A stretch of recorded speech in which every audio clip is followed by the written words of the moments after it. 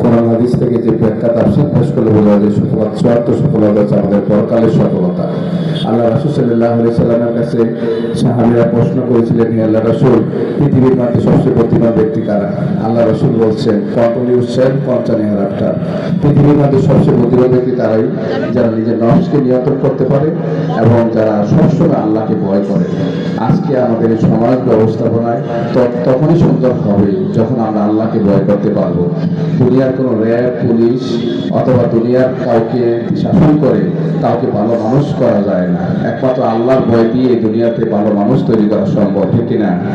এই জন্য আমরা চাই আগামী দিন এমন একটি সমাজ গড়ে উঠুক, তাকওয়াভিত্তিক সমাজ গড়ে উঠুক, যেখানে যে সমাজ ব্যবস্থায় থাকবে না কোনো দুর্নীতি, সমাজ ব্যবস্থা থাকবে না কোনো বৈষম্য, সমাজ ব্যবস্থাপনায় থাকবে না কোনো অনিয়ম। আমরা চাই এরকম একটি সমাজ গড়ে উঠুক।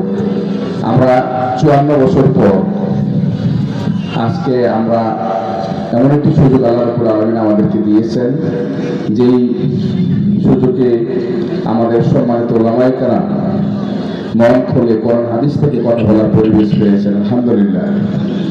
এবং এই সুযোগটা যেন দীর্ঘায়িত হয়, আগামী দিনের জন্য কোরআন দ্বারা সংসদ পরিচালিত হয়, সেটা আমরা চাই কি চাই না?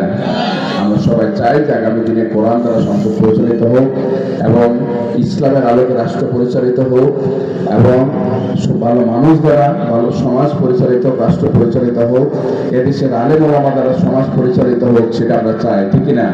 এই জন্য এটাকে আগামী দিনে এই সুযোগকে কাজে লাগানোর জন্য আমি আপনাদের প্রতি বিনীত অনুরোধ করব, আমরা সবাই কাঁধে কাঁধ মিলিয়ে ঐক্যবদ্ধ হয়ে আমরা 54 বছর পার করেছি, বিভিন্ন মত আদর্শকে দেখি আমরা একবার ইসলামী রাষ্ট্র ক্ষমতায় আসতে তারা কেমনভাবে পরিচালিত হয়, কোরআন দ্বারা সমাজ পরিচালিত হইলে সেই সমাজটা কেমন হয় সেটা দেখা দরকার আছে কি নাই?